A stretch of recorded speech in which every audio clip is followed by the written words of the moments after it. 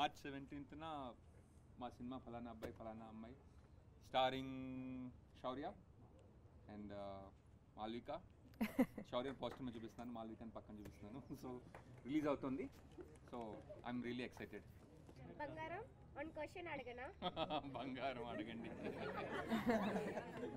మీ life లో పలానా అమ్మాయిలు ఎంతమంది ఉన్నారు? అబ్బా అనుకున్నా ఫస్ట్ క్వశ్చన్ ఏంటి వస్తుంది అనుకోలేదు. చెప్పు బంగారం. ఫలానా అంటే అంటే ఏమన్నా సమాధానం చెప్పను. అమ్మాయిలు ఎంతమంది ఉన్నారు అంటున్నా మీ లైఫ్ లో? చాలా మంది ఉన్నారు. చాలా యాక్చువల్లీ ఇప్పుడు లెక్క పెట్టడం మొదలు పెడితే టైం అయిపోతుంది. అంతమందిలో నేను స్పెషల్ అనుకున్న బంగారం. నువ్వే స్పెషల్ బంగారం. నా కళ్ళ ముందు ఎవరుంటే వాళ్ళే special. Thank you so much బంగారం. Thank you. మీ పేరు చెప్పలేదు. ఐఎమ్ శాంతి. అలా పిలవచ్చా? బంగారం అని పిలవాలా? అందరూ బంగారం పిలుస్తున్నారు, మీరు ఏది పిలిచినా నేను పలుకుతాను. థ్యాంక్ యూ బంగారం. సో ఇందాక తను అడిగింది కదా, లైక్ మీ లైఫ్లో ఎంతమంది అమ్మాయిలు ఉన్నారని. చాలా మంది ఉన్నారన్నారు కదా, సో అదేమైనా ఇన్స్పిరేషన్గా తీసుకొని ఈ స్టోరీ ఏమైనా ప్రిపేర్ చేశారా? ఆనెస్ట్గా చెప్పాలంటే ఇన్స్పిరేషన్ కంటే కూడా అర్థం చేసుకోవడానికి, ఒక అమ్మాయి ఎలా ఆలోచిస్తుంది అర్థం చేసుకోవడానికి నాకు చాలామంది ఫ్రెండ్స్ ఉన్నారు. అండ్ వాళ్ళందరూ ఏదో విధంగా నాకు మెంటాలిటీని అర్థం చేసుకోవడానికి ఉపయోగపడిన వాళ్ళే. Definitely they will be happy that this film is made. Okay, thank you sir. Thank you. Hello ma'am, hi sir. Hello. So me real లైఫ్లో పలానా అబ్బాయి అంటే ఎవరైనా ఉన్నారా? ఇప్పుడైతే ఎవరు లేదు. అంటే ఫ్యూచర్లో ఫ్యూచర్లో ఎవరైనా ఉన్నారని ఇప్పుడు అడిగితే అలాగే టైం మిషన్లో వెళ్ళి చూసి. Okay, thank you sir. Thank you. Hello ma'am. Hello sir. Hello. మీ లైఫ్లోకి రాబోయే ఫలానా అబ్బాయికి ఎటువంటి క్వాలిటీస్ ఉండాలి అనుకుంటున్నారు? అందరు నాకు అదే అడుగుతున్నారు. I don't know, I feel like ఇంకా అక్కర్లేదు అనిపిస్తుంది కదా. అవును అవును, no qualities are required. Thank you. Hello, namaste sir. Hi, namaste. నా పేరు Pawan Kalyan. Pawan Kalyan. Oh nice. Ma'am namaste. మీ హెయిర్ స్టైల్ కూడా అలాగే ఉంది. Thank you. అందుకే పెంచారు కదా. అట్లా ఏం తెలుసు కానీ. ఓకే. నమస్తే మేడం గారు. ఒక క్వశ్చన్. ఇప్పుడు మాలవిక అన్నారు కదా, మాలవిక అంటే తెలుగులో అదే ఇంగ్లీష్లో అర్థమైన ద మోస్ట్ బ్యూటిఫుల్ అని, అంటే చాలా అందంగా ఉన్నారని. అలాంటిది మీరు సెట్స్లో ఉండేటప్పుడు ఎప్పుడైనా మన శ్రీనివాస్ గారు మిమ్మల్ని మీ మొహానికి ఏమైనా అంటుకుందని అడిగారా? లేదు. ఇస్ దట్ లైక్ ఒక్కసారి అన్నాను. ఒకసారి నీ మొహానికి కొంచెం మేకప్ అంటుకుని, బికాజ్ ఈ సినిమాలో న్యాచురల్ లుక్స్ ఉండాలి అందుకని. కాదు, మీరు నిజం పేరు చెప్పరా? పవన్ కళ్యాణ్. Promise sir. మధ్యలో మార్చుకున్నారు పుట్టినప్పుడు? లేదంటే పుట్టినప్పుడు ఈశ్వర్ ప్రసాద్, నేను 5th క్లాస్లో మార్చుకున్నా. 5 years మార్చుకున్నారు. క్లాస్లో మార్చుకున్నారు. మీరు మార్చుకున్నారు, పేరెంట్స్ మార్చారా? పేరు మార్చేసుకున్నా. Very good sir. అలాగే ఇంకో క్వశ్చన్ మీకు. ఇప్పుడు టీజర్లో మీరు చెప్పారు, అంటే నాగశౌర్య గారు అంటారు, అంటే పాత్రకు అవసరమైతే నేను ఎక్స్పోజింగ్ చేయడానికైనా రెడీ అని.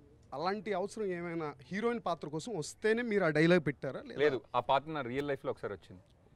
ఏంటంటే ఎలాంటి సందర్భం తెలుసుకో? ఎలాంటి సందర్భం అంటే కోవిడ్లో అందరూ మాస్క్లు పెట్టుకుంటున్నారు. ఓకే. సో నేనేమో షూటింగ్కి వెళ్ళాలి, ఆ రోజు కోవిడ్ ఉన్నా కూడా షూటింగ్ చేయాలి, మాస్క్ పెట్టుకుని షూటింగ్ చేయలేం కాబట్టి ఆ రోజు మాస్క్ తీసేసి పాత్రకు అవసరమైతే నేను ఎక్స్పోజింగ్ రెడీ చేయడానికన్నా రెడీ అని పెట్టాను. Thank you sir. Madam hi. Madam sir hi sir. Hello madam, మీరు నాన్నగారితో వర్క్ చేశారు, శౌర్య గారితో చేశారు, సేమ్ టైము మన చైతన్య గారితో కూడా చేశారు. వీళ్ళ గురించి వాళ్ళలో బెస్ట్ క్వాలిటీ, లేని క్వాలిటీ మీరు ఒక్కటి చెప్పండి. ఓకే, లేని క్వాలిటీ అనేది లేదండి. అంటే అందరూ చాలా డిఫరెంట్గా ఉంటారు. They are really great actors for sure. So I'm not in a position to say that. Naga Shaurya has a big heart అండి. అందరికీ చాలా హెల్ప్ చేస్తూ ఉంటారు అతను. He just wants to connect and he just wants to fall in love with everybody. Naga Chaitanya గారు చాలా పాయిస్డ్గా, చాలా ఒక కింగ్ లాగా ఉంటారు, చాలా ఎలిగెంట్గా ప్రజలతో మాట్లాడుతున్నట్టు అలా మాట్లాడతారు. నిజమే కదా మేడం? కింగ్ అన్న మాట నిజమే కదా మేడం? నిజమే అండి. ఇంకా నానిగారి గురించి కదా, నానిగారు చాలా అంటే మిమ్మల్తో మాట్లాడుతున్నప్పుడు మిమ్మల్ని ఎంటర్టైన్ చేయాలి, నవ్వించాలి అని అనుకుంటారు. So that's how he is. Okay madam, last question madam. మీ ముఖ సౌందర్యానికి రహస్యం ఏంటి మేడం? మన అమ్మాయిలు కూడా చెప్పండి, మీలా తయారవుతారు మేడం. అంటే ఏం చెప్పాలండి, కోకోనట్ ఆయిల్ చెప్పొచ్చు, జెనెటిక్స్ అని కూడా చెప్పొచ్చు. సార్ మీరు సార్, అంటే మన హీరోయిన్ గారిలో మీకు నచ్చిన క్వాలిటీ ఏంటి సార్? చాలా చాలా మెచ్యూరిటీ ఉన్న అమ్మాయి, అంటే థింకింగ్ ప్రాసెస్లో చాలా ఇవాల్వ్డ్. మీరు పాప అని మూవీ చేశారు కదా, ఏదైనా ఫ్యూచర్లో ప్లాన్ ఏమైనా ఉందా? బాబు అనే మూవీ చేయడానికి. ఆల్రెడీ ఊహ అనే పేరుతో ఒక సినిమా చేశాను, థ్యాంక్ యూ. దాన్ని ఊహలు గుసగుసలాడి అన్నారు. ఆల్రెడీ బాబు అనే మూవీతో కూడా ఒక పేరు సినిమా చేశాను. సో పాపతో లాస్ట్ ట్రయల్ అయిపోయింది. Thank you sir. Thank you. So మీరు ఈ కథ విన్నాక మీరు ఎలా ఫీల్ అయ్యారు?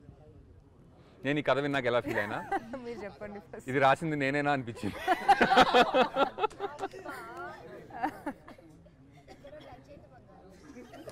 నాకు అనిపించింది, నేను మాట్లాడగానే నాకు అది అనిపించింది. ఈ కథ రాసింది నేనే కదా, మరి నేను వినగానే ఎలా ఫీల్ అవుతారు మీరు చెప్పండి. I think it's more for me. చెప్పండి. నేను చాలా ఎక్సైటెడ్గా ఫీల్ అయ్యానండి to be a part of this creatively. మీరు బోత్ యాక్టర్ అండ్ డైరెక్టర్గా చేశారు, మీకు ఏది ఎక్కువ ఇష్టం as an actor, as an director? Writer ఎక్కువ ఇష్టం, కానీ డైరెక్టర్ చాలా రెస్పాన్సిబిలిటీ. అంటే యాజ్ అ డైరెక్టర్ మీరు చాలా మంది, నేను డైరెక్టర్ అవ్వకపోతే నేను రైటర్ అని మీకు బహుశా తెలియకపోవచ్చు కదా. సో నాకు డైరెక్షన్ ఎక్కువ ఇష్టం. సరే, ఇప్పుడు 6 years తర్వాత మీరు డైరెక్షన్ చేయడానికి అంటే యాక్టర్గా బిజీ అవడం కారణమా, లేకపోతే జో అచ్యుతానంద రిజల్ట్ కోవిడ్ కారణం. కోవిడ్ కారణం. ఇది 2019 రావాల్సిన సినిమా, ఇది 19లో కొంచెం యూకేలో తీయాల్సిన సినిమా కాబట్టి వీసాలు రాక 2020లో కోవిడ్ వచ్చింది అండ్ దాంతో ట్రావెల్ ఆగిపోయింది. 2022లో వెళ్ళి ఫినిష్ చేసి వచ్చాం అనమాట. ఊహలు గుసగుసలాడే మూవీ చాలా బాగుంది, థ్యాంక్ యూ. అండ్ ఈ మూవీ కూడా అట్లానే ఉండబోతుందా? ఊహలు గుసగుసలాడే రిలీజ్ అయ్యేంత వరకు మీ అందరికీ ఇంత నచ్చుతుందని నాకు తెలియదు. అండ్ ఫుల్ హార్ట్ పెట్టి తీసాను సినిమా, మీ అందరికీ నచ్చింది. ఈ సినిమా కూడా తీయడం వరకు ఫుల్ హార్ట్ పెట్టి తీశాను అండ్ ఈ సినిమా మీకు అంత నచ్చితే I'll be really really happy. So ఇప్పుడు వరకు మీరు తీసినటువంటి సినిమాల్లో అంటే ఒక పలానా సినిమాకి లేకపోతే పలానా స్టోరీకి లేకపోతే ఒక టెక్నీషియన్కి కానీ ఒక క్రాఫ్ట్కి కానీ నేషనల్ అవార్డు వస్తే బాగుండేదే అని ఎప్పుడైనా అనిపించిందా మీకు? జెన్యూన్గా చెప్పండి. అవార్డు వస్తే బాగుండేది అని అనిపించలేదు, కానీ అవార్డ్స్ వచ్చినప్పుడు బాగా అనిపించింది. వచ్చాయి అంటే ఒకసారి ఐ రిమెంబర్ ఊహలు గుసగుసలాడేకి మిర్చి మ్యూజిక్ అవార్డ్స్ ఇచ్చారు. అందులో 7 కేటగిరీస్ ఉన్నాయి. 7 కేటగిరీస్ ఊహలు గుసగుసలాడేలో సాంగ్ గెలుచుకుంది అనమాట. That night was really special, ఎందుకంటే ఒక అవార్డు రావడం కాదు, మొత్తం 7 అవార్డ్స్ ఉంటే 7 ఏం సందేహం లేదు పాటకు వచ్చాయి. Playback singer, lyrics, music director, best popular song అన్నీ దానికే వచ్చాయి. దట్ వాజ్ రియలీ స్పెషల్ అనమాట. అండ్ అంటే మనం క్రియేట్ చేసింది జనాలకి రీచ్ అవుతుంది అండ్ ఇట్స్ బీయింగ్ అప్రిషియేటెడ్ అంటే ఎప్పుడు మంచి ఫీలింగ్గానే వస్తుంది. అంటే మీ డైరెక్షన్ మూవీలో నాగశౌర్య ఉంటారు కదా, వై నాగశౌర్య అన్ని మూవీస్లో అంటే మీరు ఎలా చూజ్ చేసుకుంటారు తను?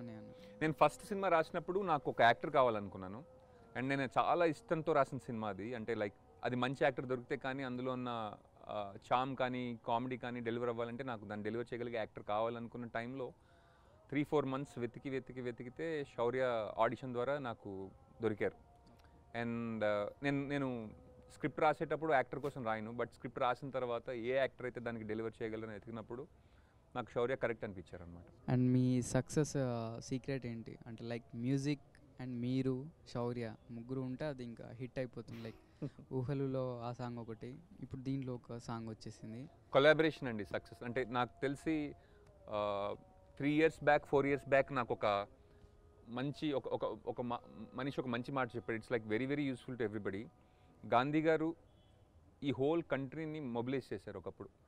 And how did he do it అంటే అంతమందిని ఎట్లా కలిపాడు అంటే ఆయన డ్రీమ్ ఏదైతే ఉందో అది అందరిలోనూ ఇన్స్టిల్ చేశారు, ఎన్రోల్ చేసుకున్నారు ఆయన డ్రీమ్లోకి. ఇప్పుడు నా డ్రీమ్లోకి నా యాక్టర్స్ని లైక్ ఈ సినిమా నాకెంత పర్సనల్లీ నాకు ఎంత ఇష్టమైన సినిమా అంటే మనసు పెట్టి రాశాను, నా యాక్టర్స్ కూడా అంతే ఇష్టం అయింది అది.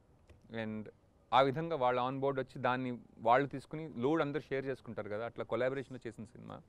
So I think that is the reason why everything is going so smooth and why are we are sitting here అందరూ ఆహ్లాదంగా కూర్చొని నవ్వుకుంటున్నాం కదా, because everybody is a part of it. Prabha, Anupama, కస్తూరిలలో అవసరాలు మీరు ఎవరికి ఎక్కువ మార్క్స్ ఇస్తారు? అట్లా అంటే కష్టం, ఎందుకంటే అనుపమ ఇస్ స్టిల్ మా నలుగురి మధ్య ఉన్న పేరు.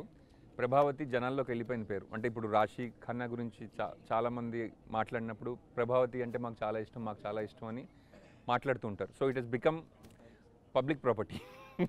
Anupama is still ours. 17th తర్వాత it will be different. Thank you. But మీరు ఇంకా ప్రభాని గుర్తుపెట్టుకున్నారు చూడండి, that's because it's become public property.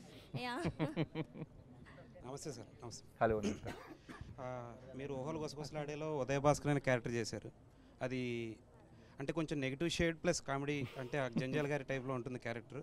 So ఈ మూవీలో ఏమైనా ఎక్స్పెక్ట్ చేయొచ్చు అలాంటి రోల్? ఈ మూవీలో అస్సలు కామెడీ లేదండి. కామెడీ లేదు. అంటే ఇది నవ్వించడానికి తీసిన సినిమా కాదు. It's a very serious film. కాకపోతే కామెడీ లేకపోయినా అంటే జనాల్ని ఎమోషన్తో కూడా కూర్చోపెట్టడం అనేది నాకు తెలిసి స్లైట్లీ మోర్ నాకు ఫర్ ఎగ్జాంపుల్, ఎందుకంటే నేను ఊహలు గుసగుసలాడేలో ఎమోషన్స్ని ఎక్స్ప్లోర్ చేయడానికి కొంచెం భయపడ్డా నేను. ఎందుకంటే ఫస్ట్ ఫిల్మ్ కాబట్టి నేను దాన్ని ఆనెస్ట్గా ట్రీట్ చేయకపోతే అది పడిపోతుందేమో అని నాకు భయం వేసింది. కానీ ఆ కాన్ఫిడెన్స్ రావడంతో తీసిన సినిమా కాబట్టి దిస్ ఈజ్ నాకు మోర్ సాటిస్ఫాక్షన్ యాజ్ డైరెక్టర్ ఇచ్చిన సినిమా. జో అచ్యుతానందలో బ్రదర్ సెంటిమెంట్ అనేది అన్ఎక్స్పెక్టెడ్, అవును. బట్ మంచి అనుభూతితో బయటకు వచ్చారు. ప్రతి ఒక్కళ్ళు వాళ్ళ ఒక బ్రదర్స్ గుర్తు చేసుకున్నారు. అవును. సో అలాగే ఇందులో కూడా రిలేషన్ టచ్ చేసేది ఉందా అంటే ఈ మూవీలో? డెఫినెట్లీ. ఎందుకంటే నాకు జో అచ్యుతానంద కూడా అందరూ లవ్ స్టోరీ అని ఫస్ట్ అన్నా నేను దాన్ని ఖండించలేదు. ఎందుకంటే ప్రేమ అనేది బ్రదర్స్ మధ్య అయినా కూడా ప్రేమే. అలాగే ఈ సినిమా చూసినప్పుడు కూడా definitely I think you will be able to love somebody more than you did అని నా ఫీలింగ్. అది కనుక జరిగితే I'll be really happy. Malavika garu, మీరు అందంలో కేక, మీరు ఒప్పుకుంటే అవుతాను మీ అక్క పిల్లకి కాక, ఐ మీన్ బాబాయ్. సో ఈ పువ్వు మీకోసం, నా కోసం మీ మనసు. ఐ లవ్ యూ మాలవిక గారు. మీ లవ్ స్టోరీ సక్సెస్ అవ్వగాక. నాగశౌర్య గారితో షూట్ ట్రావెల్ చేయడం మీకు ఎలా అనిపించింది? అంటే ఒక యాక్టర్తో కంఫర్ట్ ఉన్నప్పుడు చాలా it's very easy to work అండి, especially with chemistry and everything. I've known him for so long. He's like a really good friend of mine. Chala baga, very comfortable, especially with him. And okay. Sir ప్రతి డైరెక్టర్కి ఉంటుంది స్టార్స్తో తీయాలని. మీరు ఏ స్టార్తో తీయాలనుకున్నారు? Like Pawan Kalyan, junior NTR, Mahesh Babu, Prabhas, Allu Arjun లాంటి వాళ్ళతో మీకు ఎవరితో తీయాలి? నాకు ఇప్పుడు ఎలా ఉందంటే ప్రతిదీ హోటల్కి వెళ్ళి కానీ అన్నీ ఆర్డర్ చేసేయాలని ఉంటుంది కదా, అలా ఉంది. అంటే అది మల్టీ స్టార్ ప్లాన్ చేస్తారు కామెడీ సాందన్ కలిపి? కాదు, నాకు నిజంగా చెప్తున్నాను, కథ రాసే ముందు ఆలోచన లేదు. కానీ any time I think about an actor. నాకు పవన్ కళ్యాణ్ గారి సినిమాలు నేను చూసి ఎంజాయ్ చేసినవన్నీ గుర్తొస్తూ ఉంటాయి. లైక్ మహేష్ బాబు నాకు తీసినప్పుడు ఆ రేంజ్లో ఉండాలని. ఆ కథ రాసినప్పుడు మాత్రం రియల్లీ ఈ యాక్టర్ని కంప్లీట్గా నేను ఎక్స్ప్లోర్ చేయగలను, ఆయన వాళ్ళు ఇప్పటివరకు చూసిన దానికన్నా బెటర్గా నేను చూపించగలను అనే కథ నేను రాసుకుని తీయాలని నా కోరిక. ట్రిపుల్ రిలీజ్ అయ్యి 1 year అయింది. అయినా సరే ఆరా ఇప్పటి వరకు కూడా రీసౌండ్ వస్తూనే ఉంది. అంటే గోల్డెన్ గ్లోబ్స్ అవార్డ్స్ కానివ్వండి, it's Hollywood critic association awards కానీ, రామ్ చరణ్ గారు రీసెంట్గా గుడ్ మార్నింగ్ అమెరికా అనేటువంటి షోలో పార్టిసిపేట్ చేశారు. ఇప్పటి వరకు ఇండియన్ సినిమాలో ఏ ఇండియన్ హీరో కూడా పార్టిసిపేట్ చేయలేదు కదా. నిజంగా అదొక ఫెంటాస్టిక్ అచీవ్మెంట్. ఒక టాలీవుడ్ డైరెక్టర్గా దాని మీద మీ యొక్క ఫీలింగ్ ఏంటి? మీరు హీరోయిన్గా మీరేం చెప్తారు దీని గురించి? నాకు ఫస్ట్ ఆఫ్ ఆల్ ఇందాక ఎవరు అడిగిన క్వశ్చన్ ఏంటంటే హాలీవుడ్ వెళ్ళి ఎప్పుడైనా సినిమా తీస్తారని అడిగారు. నాకు అప్పుడు నిజంగా అనిపించింది ఏంటంటే మన సినిమా హాలీవుడ్ అక్కడికి తీసుకెళ్ళాలి, కానీ అక్కడికి వెళ్ళి మనం సినిమా తీయడం ఏంటని నాకు అనిపించింది. అండ్ ఇది వరకు ఇంటర్వ్యూలో ఇదే ప్రశ్న అడిగినప్పుడు నా జవాబు అదైనా కూడా అప్పటిదాకా మనం అది చేయలే. కానీ ఈ సంవత్సరం అంటే ఆఫ్టర్ బాహుబలి నుంచి ప్రపంచవ్యాప్తంగా తెలుగు సినిమా మీద ఒక కన్ను పడింది. సో అది అందరికీ మనకి చాలా గర్వకారణం అని నా ఫీలింగ్. వెరీ ప్రౌడ్ అండి. అండ్ ఆనెస్ట్లీ ఇప్పుడు నేను చాలా తెలుగు కల్చర్తో ఒక తెలుగు అమ్మాయి లాగానే ఫీల్ అవుతాను. I have learn the language and మీ అందరితో I will interacted with everybody, with people in Hyderabad as much as I have with Kerala. It's a very pride moment అండి to be part of something like this, and the opportunities have opened up. అంటే మీరు ఇలాంటి cinema చూస్తున్నారు, we're not stuck to a formula. So ఖచ్చితంగా నాటుకి Oscar award వస్తుందని చెప్పేసి మీరు అనుకుంటున్నారు? నా హంచ్ అయితే వస్తుంది అనిపిస్తుందండి. నా హంచ్ నిజంగా నాటుకి వస్తుంది అనిపిస్తుంది. And it will be very, అంటే మనందరం సెలబ్రేట్ చేసుకునే రోజు అవుతుందండి. ఆ రోజు కనుక వస్తే మీరందరూ నాకు మీ గెస్ట్ కరెక్ట్ అని చెప్పి ఏమైనా గిఫ్ట్ పంపించండి. సార్ మీరు ఆరెంజ్లో ఒక బ్యూటిఫుల్ క్యారెక్టర్ చేశారు కదా సార్. ఇప్పుడు ఏ డైరెక్టర్కైనా సరే ఒక హీరోని అందరు హీరోని ఇమాజిన్ చేసుకుంటారు ఈ హీరోతో ఇట్లా తీయాలని చెప్పేసి. అంటే మీ ఒక డైరెక్టర్ పర్స్పెక్టివ్లో మీరు ఆరెంజ్లో క్యారెక్టర్ చేశారు, బాక్స్లో అన్నీ దాచుకుంటారనమాట. అట్లా మీరు రామ్ చరణ్ గారికి అట్లాంటి ఇమాజినేషన్లో ఏమైనా దాచుకున్నారా? ఇట్లా తీస్తే ఏమన్నా అంటే మీ ఇమాజినేషన్లో ఒకవేళ రామ్ చరణ్ గారితో సినిమా తీస్తే? నిజంగా చెప్పాలంటే బ్రో, రామ్ చరణ్ గారు రంగస్థలంలో చేసిన యాక్టింగ్కి నా ఎక్స్పెక్టేషన్, నా ఇమాజినేషన్ అన్నీ దాటిపోయాయి. అండ్ తర్వాత ఇంకా అవ్వలేదు. ఆర్ఆర్ఆర్లో రామ్ చరణ్ గారు చేసిన performance is like out standing అనమాట. అంటే ఇందాకే పాట కూడా చూస్తున్నా, అంటే ఫ్రెండ్ని కొరడాతో కొట్టే సీన్ ఉంటుంది కదా, ఆ పాటలో ఆయన చేసిన యాక్టింగ్ కానీ, ఫస్ట్లో పోలీస్లో మీకు ప్రమోషన్ ఇవ్వలేదు అని చెప్పే సీన్లో ఆయన చేసిన యాక్టింగ్ కానీ లైక్ అవుట్ ఆఫ్ అంటే నా every film is becoming so much and better then what he was before అనమాట. రియల్లీ రామ్ చరణ్ గారిని ఏంటంటే చూపించేటప్పుడు I want to challenge him, అంటే దీనికన్నా నెక్స్ట్ లెవెల్ ఏంటి అన్నది ఆలోచించాలని నాకు కోరిక. ఓకే, సో ఆయనతో వర్కింగ్ ఎక్స్పీరియన్స్ సెట్లో ఆరెంజ్లో చేశారు కాబట్టి ఆఫ్ సెట్స్ ఆన్ సెట్స్ ఎలా ఉంది? అప్పట్లో actually orange was one of his అంటే ఎర్లియర్ ఫిల్మ్స్ అనమాట. ఐ థింక్ ఆయన అప్పటికి ఇంకా he still trying to find out his genre. నాకు ఆయనతో ఉన్న ఇంటరాక్షన్లో ఏంటంటే ఆయన అప్పట్లో కమర్షియల్ సినిమాలు అంత ఇష్టపడేవారు కాదు. ఆయనకి అంటే కొంచెం ఇబ్బందిగానే ఉండేవి. ఏది కొన్ని మాస్ ఇమేజ్ రోల్స్ చేయాలంటే రొటీన్ టైప్ ఆఫ్ మూవీస్ చేయాలంటే ఆయన కొంచెం ఇబ్బందిగా ఉండేది. బట్ ఆర్ఆర్ఆర్ వాటిల్లో ఆయన చేసిన పెర్ఫార్మెన్స్ మాత్రం I think complete at is with what he's doing. నాకు రియల్లీ చాలా నచ్చింది ఆయనతో. ఓకే, సో ఆయనతో పర్సనల్గా ఇంటరాక్ట్ అవుతున్నప్పుడు ఆయన ఒక వ్యక్తిగతంగా మీకు ఎలా అనిపించింది? వ్యక్తిగతంగా నేను ఇంటరాక్ట్ అయిన తక్కువ బ్రో. ఓకే, కానీ నాకు తెలిసిన వాళ్ళు చాలా ఇంటరాక్ట్ అవుతుంటారు. అండ్ ఎస్పెషల్లీ అంటే చేసిన మంచి బయటికి చెప్పుకోవడం అంత మంచిది కాదు. సో రామ్ చరణ్ గారు చేసే పనులేవి చాలామందికి మంచి పనులేవి చాలామందికి తెలియవు. బట్ ఆయన మెడికల్గా హెల్ప్ చేసిన వాళ్ళు కానీ అంటే చాలామందికి వెన్ దే ఆర్ స్ట్రగ్లింగ్ ఏది మెడికల్ ఎక్స్పెన్సెస్ పే చేసుకోలేక స్ట్రగుల్ అయ్యే వాళ్ళకి చాలామందికి హెల్ప్ చేశారు. అది నేను చూసా. And is like wonderful human being I think. Thank you so much. Thank you. ఇప్పుడు మీరు అవతారికి తెలుగులో రాశారు కదా? అవును. ఆ మూవీకి రాసినప్పుడు మీకు ఎలా అనిపించింది? ఇప్పుడు ఫలానా అబ్బాయి ఫలానా అమ్మాయికి రాసినప్పుడు ఎలా అనిపించింది? రెండిట్లో ఏది కష్టం అనిపించింది? అవతారికి రాయడమే కష్టం. అంతేనా? అవును, ఎందుకంటే వాళ్ళు మాట్లాడుకునే భాష అదంతా తెలుగులోకి ఇదివరకు ఇంగ్లీష్ సినిమాలు వస్తే భూతాల మాంత్రికుడు ఇలా వచ్చాయి కదా, అలా సౌండ్ రాకుండా మనం డబ్బింగ్ సినిమా తెలుగులో రాయాలి. మీకు అవతార్ చూసారా? తెలుగు చూసారా? తెలుగు చూసారా? తెలుగులో చూసా. సూపర్. మీకు డైలాగులు బాగానే అనిపించాయా? బాగుంది, అందుకని అడిగా సార్ మీకు దేనికి కష్టంగా అనిపించింది? అవతారికి రాయడమే కష్టం అనిపించింది. బికాస్ వేరే వాడి ఆలోచనని స్పాయిల్ చేయకుండా మనం అందులో ఇమడడం అనేది చాలా కష్టంగా అనిపించింది. ఎస్పెషల్లీ ఇండియన్ లాంగ్వేజెస్ రాసేయచ్చు. బ్రహ్మాస్త్రకి రాశాను, హిందీ తెలుగు అంత కష్టం అనిపించలేదు. బట్ ఇంగ్లీష్ టు తెలుగు చాలా కష్టం అనిపించింది. మీ డైరెక్షన్లో ఎన్టీఆర్ గారు మూవీ ఆశించాం మేము, అండ్ ఎప్పుడు వస్తుంది అనేది? ఎప్పుడు వస్తుందో నాకు తెలియదు బ్రో, కానీ మేబీ తీయాల్సి వస్తే ఎలాంటి సినిమా తీస్తారు సార్? ఎన్టీఆర్తో సినిమా తీయడం చాలా కష్టం. ఎందుకంటే ఆయన రేంజ్ ఏదైతే ఉందో అది ఫుల్ మీల్స్ పెట్టాలంటే కష్టం. ఆయనతో అంటే ఆయన దగ్గర ఉన్న మనం చూస్ చేసుకోవాలి తప్ప ఆయన్ని ఇలా పుష్ చేయండి అన్న టైప్లో చేయలేము. సో మీరు ఎన్టీఆర్ ఫ్యానా? Yes sir. మీకు ఎన్టీఆర్ ఎలా చూడాలని ఉంది? Mass sir. మాసా? అలాగే చేద్దాం అయితే. నాన్నకు ప్రేమతో చూసారా? చూశాను సార్. అది మరి అది మాసా క్లాస్? అది మీకు నచ్చిందా? సుకుమార్ డైరెక్షన్ అంటే రంగస్థలంతో అయితే మాస్గా ఉంటుంది. మామూలుగా నాన్నకు ప్రేమతో ముందు క్లాస్గా తీశాడు కదా, అంటే నేను ఒక్కనే అలాగా క్లాస్గా తీశాడు. అవును. తర్వాత నుంచి చేంజ్ చేశాడు కదా. అవును. అలాగే మీరు ఏమైనా చేంజ్ చేస్తారా? తప్పకుండా. అంటే నాకు అర్థమైంది ఏంటంటే క్లాస్ ఫిల్మ్స్ కంటే కూడా మాస్ ఫిల్మ్స్కే ఎక్కువ ఆదరణ ఉంది, లేకపోతే రికాల్ వాల్యూ ఉంది అనిపిస్తూ ఉంటుంది. తప్పకుండా ఎన్టీఆర్ గారి ఫ్యాన్స్కి నచ్చే సినిమా నేను తీస్తాను, నాకు అనిపిస్తుంది. బంగారం, నేను ఒక క్వశ్చన్ లాస్ట్. టైటిల్ పెట్టడానికి కారణం ఏంటి? ఆ సినిమాకి టైటిల్ ఎంతవరకు జస్టిఫై అవుతుంది? టైటిల్ పెట్టడానికి కారణం ఏంటంటే టైటిల్ లేకపోతే ఏ సినిమాకి మిమ్మల్ని పిలవాలో నాకు తెలియదు, మీరు ఏ సినిమాకి వెళ్తున్నారో మీకు తెలియదు, కాబట్టి సినిమాకు ఒక పేరు ఉండాలి. ఓకే బంగారం, thank you. Thank you. Please. మీరు మూవీలో చాలా లొకేషన్స్ వెళ్ళి ఉంటారు కదా, లైక్ ప్లేసెస్, మీకు నచ్చిన ప్లేస్? ఈ సినిమా బర్మింగ్హామ్ యూకేలో తీసాం, ఇంగ్లాండ్లో. అక్కడే ఎక్కువ టైం స్పెండ్ చేసాం అనమాట. మళ్ళీ ఎప్పుడు వెళ్తాం బర్మింగ్హామ్లో అన్ని రోజులు ఎప్పుడు ఉంటాం తెలీదు. So really have fond memories of that place. Thank you so much.